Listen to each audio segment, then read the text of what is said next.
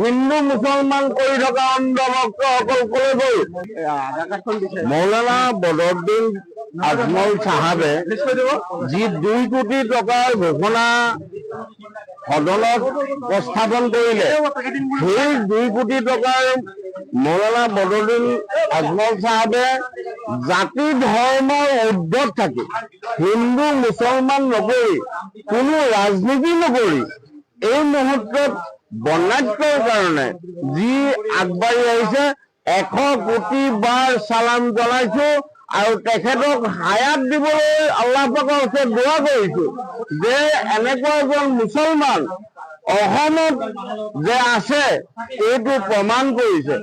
ৰাজনীতি হিন্দু মুছলমান নকৰি ৰাজনীতিৰ ঊৰ্ধ্বত থাকি সকলো ধৰ্মকে মানি চলি এতিয়া ৰিলিফ লৈ আহিছে 2 কোটি টকাৰ কামে কাজে প্ৰমাণ কৰি দেখুৱাইছে।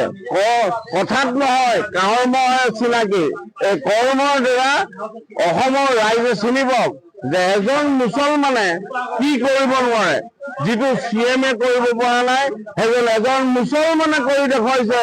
সেইজনক 100 কোটি বাৰ সালাম জনাইছো। ৰাজনীতিৰ ঊৰ্ধ্বত যি নকৰক যিয়ে নকৰক মৌলানা বদৰুদ্দিন আজমল চাহাবক আল্লাহ পাকে হায়াত দিয়ক আৰু ভাল কাম কৰিবলৈ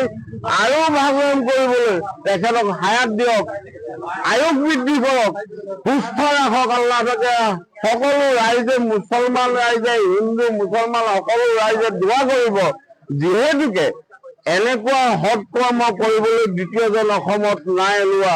বহুতৰ টকা পইচা আছে, কোটি কোটি টকাৰ মালিক আছে, কোটি কোটি টকাৰ মানুহৰ মন ডাঙৰ নহয়। মন ডাঙৰ নোহোৱালৈকে এই সৎ কাম কৰিবলৈ আগবাঢ়ি আহিব নোৱাৰে। গতিকেলৈ মই অসমবাসী ৰাইজক অনুৰোধ কৰিছো ধৰ্মৰ ঊৰ্ধ্বত থাকি এই মুহূৰ্তত সকলো ধৰ্মৰ প্ৰতি সহানুভূতিতা আগবঢ়াওক, অন্যথাই শিৱসাগৰৰ আমি সচেতন নাগৰিক হিচাপে সচেতন যুৱক হিচাপে আমি মৌলানা বদৰুদ্দিন আজমল চাহাবক 100 কোটি বাৰ চেলুট জনাইছো, সালাম জনাইছো, দোৱা কৰিছো। আল্লাহ পাকে সকলোকে সালামক ৰাখক, আয়ুস দিয়ক। আৰু এই মুহূৰ্তত এটা কথা কৈছো, হিন্দু মুছলমান কৰি থকা অন্ধভক্তসকললৈ বৰ্ণাঢ্যৰ যিসকলে এতিয়া ভুগি আছে, ফল ভুগি আছে, এইসকলক সহায়ৰ হাত হিন্দু মুছলমান গৌ মাতা কৰি থকা মানুহখিনি কলৈ গ'ল?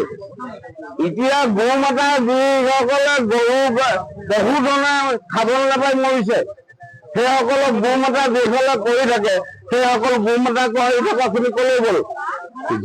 বান সাহায্য গৌ মাতা কৰি থকাখিনিক সাহায্য কৰক, অন্য নহলেও।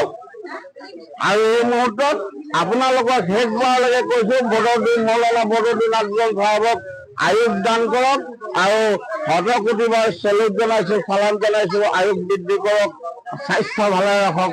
ধন্যবাদ। জয় অসম।